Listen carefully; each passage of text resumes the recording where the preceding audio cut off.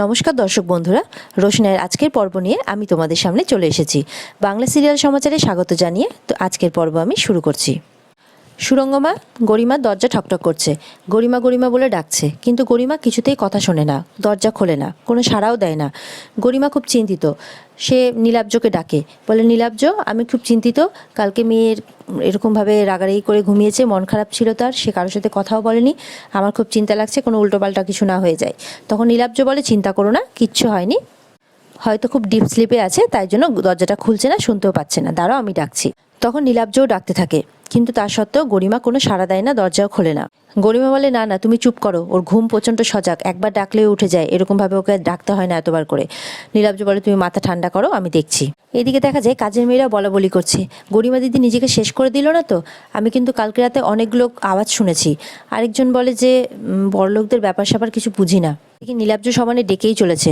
ওদিকে সুরঙ্গমা সঙ্গে সঙ্গে আরণ্যককে ফোন লাগিয়ে দিয়েছে যে আমার মেয়ে কিন্তু দরজা খুলছে না, ওর যদি বিন্দুমাত্র ক্ষতি হয় আমি কিন্তু তোমাদের কাউকে ছেড়ে দেবো না। আরণ্য, রোশনাইয়ের তো যা হওয়ার হবে, তোমাকে আর রোশনাইকে আমি ফাঁসির কাঠে ঝোলাবো, বলেই দিলাম।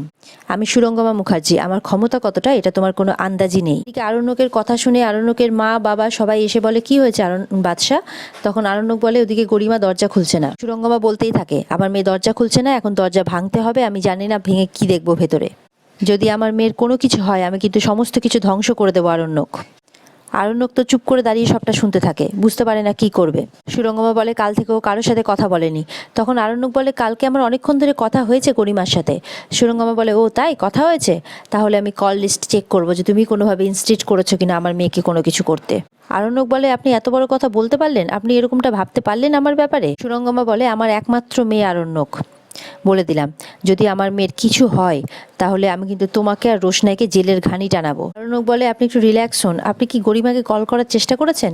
সুরঙ্গমা প্রচণ্ড রেগে যায়, বলে স্টার্ট আপ, বলে চিৎকার করে ওঠে। নীলাব্জ বলে, কি করছো সুরঙ্গমা, ফোনটা কাটো কাটো। ফোনটা রাখো বলে নীলাব্জ নিজেই ফোনটা কেটে দেয়। তনুশ্রী বলে, বাদশা কি করেছো, কি করেছো? সুরঙ্গমা কি বলছে, সবকিছু শেষ করে দিয়েছো তাই না? বাবলু জিজ্ঞাসা করে, কি হলো, কি বলছেন উনি? আরণ্যক বলে, আমি গরিমার কাছে যাচ্ছি। জাহ্নবী বলে, আর কিছু হবে ওখানে গিয়ে, না সবকিছু শেষ হয়ে গেছে? আরণ্যক তো খুব ভয় পেয়ে যায়, ঘাবড়ে যায়। আচ্ছা বলে, গরিমা দরজা খুলছে না, ওরা দরজা ভেঙে দিতে চাইছে এখন। এটা শুনে তো আরণ্যকের পরিবার অবাক হয়ে যায়। আরণ্যক বেরিয়ে পড়ে। এদিকে আরণ্যকের বাড়ির লোক সবাই রোশনাইয়ের দিকে তাকায়। এদিকে তনুশ্রী রোশনাইয়ের কাছে যায়, রোশনাইকে জোরে ধরে বলে, যদি গরিমার কিছু হয় না আমি তোমাকে মেরে ফেলবো, বলে দিলাম। তোমার মরণ হয় না, তোমার কোনো কিছু হয় না? এদিকে তো সুরঙ্গমা কান্নাকাটি শুরু করে দেয়, বলে তুমি কেন বুঝতে পারছো না, ও এমনি দরজা খুলবে না, দরজাটা ভাঙতে হবে। সুরঙ্গমা বলে, প্রত্যেকটা মুহূর্ত দামি নীলাব্জ, প্রত্যেকটা মুহূর্ত দামি, ওর যদি কিছু হয়ে যায় আমি কিন্তু কাউকে স্পেয়ার করবো না, তুমি প্লিজ দরজাটা ভাঙো। নীলাব্জ বলে, এসব কি বলছো তুমি?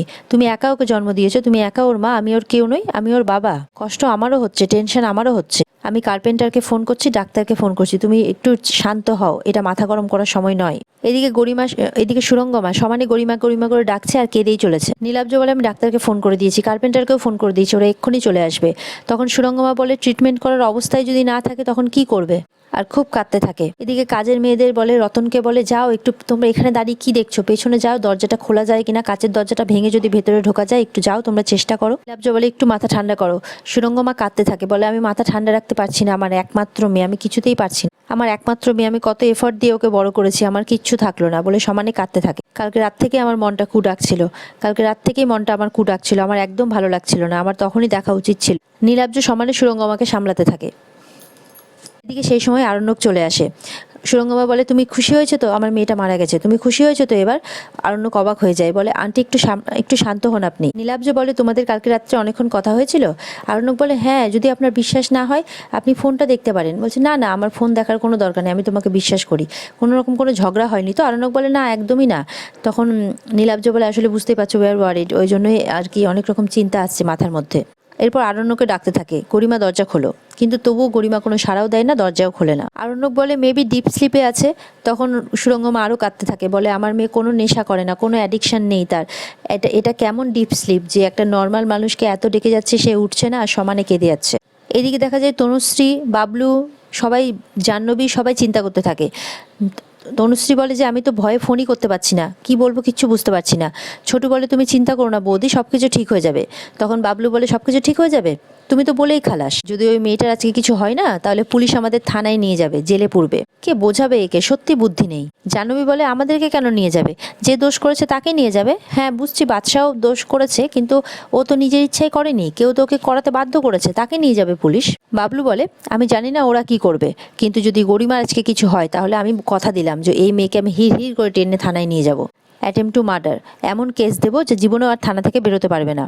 রোশনাই তো সবটা শুনে খুব ভয় পেয়ে যায়। এদিকে জাহ্নবী তনুশ্রী কথা বলতে থাকে, দেখো গরিমা ঠিক ভালো হয়ে যাবে, কিচ্ছু হবে না গরিমার। এদিকে দেখা যায় তনুশ্রী আর জাহ্নবীও যাবে বলে ঠিক করে, আর যাওয়ার সময় তনুশ্রী তার শাশুড়ি মাকে ইনস্ট্রাকশন দিয়ে যেতে চায় কিছু, সেই জন্য সে তার শাশুড়ি মাকে ডাকছে।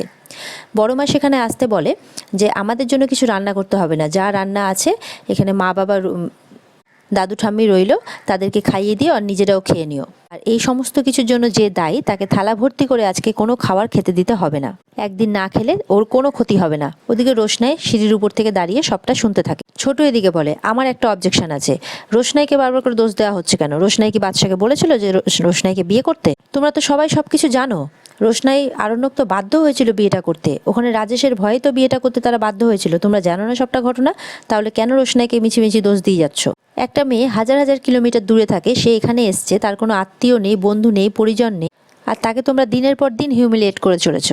এখন বলছো খেতে দেবে না, জেলে পুরে দেবে, এগুলো কি ধরনের কথাবার্তা? বাবলু চিৎকার করে ওঠে, বলে এই জ্ঞান দিও না তো, তোমার জ্ঞান শুনতে আমি আসিনি, আর তুমি তো জ্ঞান দিবেই, কারণ প্রত্যেকটা পদক্ষেপে তুমি ইনভলভড আছো। আমি ইনভলভড আছি না নেই তাতে কারো কিচ্ছু যায় আসে না, আমি আছি না নেই এই বাড়িতে ইনফ্যাক্ট কারো কিচ্ছু যায় আসে না তাতে। আমার কথা কে কটা শোনে এই বাড়িতে? কে আমাকে পাত্তা দেয়? ছোটু বলে যাই হোক, বাদশা আমাকে অনেকক্ষণ আগে যেতে বলেছে, তোমরা একের পর এক কথা বাড়িয়ে যদি এখানে থাকতে চাও তো থাকো, আমি বেরোচ্ছি। জাহ্নবী তখন বলে তোমার কেন মনে হচ্ছে আমরা দেরি করতে চাইছি? তোমার কি মনে হয় গরিমার প্রতি আমাদের কোনো টান নেই? তোমার যেরকম টান আছে আমাদেরও সেরকম টান আছে গরিমার প্রতি, বরঞ্চ তোমার থেকে অনেক বেশি। ছোটু বলে তাহলে দেরি না করে চল, দাঁড়িয়ে আছিস কেন এখানটাতে, আর কথা বাড়াচ্ছিস কেন? সবাই বেরিয়ে পড়ে। আরণ্যক দরজা ভাঙার চেষ্টা করে, ওদিকে ডাক্তার চলে এসেছে। নীলাব্জ বলে ওদিকে গরিমা দরজা খুলছে না, আমরা খুব চিন্তিত, আপনি প্লিজ কিছু একটা করুন। আরণ্যক দরজার তালা ভাঙার চেষ্টা করে, তালা ভাঙতে গিয়ে আরণ্যকের হাতে চোট লাগে। এদিকে দেখা যায় আরণ্যক দরজাটা ভেঙে ফেলে। সবাই দৌড়ে খুব চিন্তায় খুব টেনসড হয়ে ভেতরে ঢোকে, দেখে গরিমা বিছানার উপরে শুয়ে আছে। সবাই গরিমাকে ডাকতে থাকে। আরণ্যক গরিমার মাথার কাছে বসে। সুরঙ্গমা বলে গরিমা, ও মা তুমি ছাড়া আমার কেউ নেই, ওঠো মা ওঠো, বলতে থাকে সুরঙ্গমা। সবাই ডাকতে থাকে কিন্তু গরিমা কিছুতেই সাড়া দেয় না। আরণ্যক বিছানার মধ্যে স্লিপিং পিলের বটল দেখতে পায়। সুরঙ্গমা বলে এটা তো স্লিপিং পিল। ডক্টর বলে এখনো পালস ঠিক আছে, চিন্তা করবেন না, আসলে অনেকগুলো ঘুমের ট্যাবলেট একসাথে খেয়ে ফেলেছে, এই জন্যই সাড়া দিচ্ছে না। আরণ্যক গরিমার লেখা চিঠি পায়, চিঠিটা আড়াল করে সবার থেকে। সবাই খুব কান্নাকাটি করতে থাকে, কেউ লক্ষ্য করে না। এদিকে দেখা যায় রোশনাই বড় মায়ের কাছে কান্নাকাটি করছে। আমার জন্য গরিমা দিদি একটা চরম সিদ্ধান্ত নিতে বাধ্য হলো আজকে, সবটা আমার জন্য হয়েছে বড় মা, আমি কি করব বলো, আমি তো এসব কিছুই চাইনি, তুমি তো অন্তত বিশ্বাস করো বড় মা। বড় মা বলে আমি আর ঈশ্বর জানি যে তুমি কি চেয়েছিলে, আর বাদশা এটা ঘটাওনি, ঘটিয়েছিল রাজেশ বলে লোকটা, আমার কিছু করার ছিল না বড় মা, আমাদের দুজনেরই কোনো কিছু করার ছিল না। বড় মা বলে আমাকে বিশ্বাস করানোর কোনো দরকার নেই, আমি বিশ্বাস করি তোমাদেরকে, আমি মানুষ চিনি, মানুষ চিনতে আমার কোনো ভুল নেই, তুমি মন খারাপ করো না রোশনাই। রোশনাই বড় মাকে জড়িয়ে ধরে আর কাঁদতে থাকে। বড় মা বলে এখন কাঁদার সময় নয়, এখন গরিমার জন্য প্রার্থনা করো রোশনাই, গরিমার যদি কিছু হয়ে যায় তাহলে খুব খারাপ হবে। বড় মা খুব চিন্তা করতে থাকে। আর এখানে আজকের পর্ব শেষ হয়ে যায় বন্ধুরা। যদি তোমাদের ভালো লেগে থাকে চ্যানেলকে লাইক কমেন্ট আর সাবস্ক্রাইব করে দিও। দেখা হচ্ছে আগামীকালকে রোশনাইয়ের নতুন এপিসোড নিয়ে, ততক্ষণ সবাই ভালো থেকো।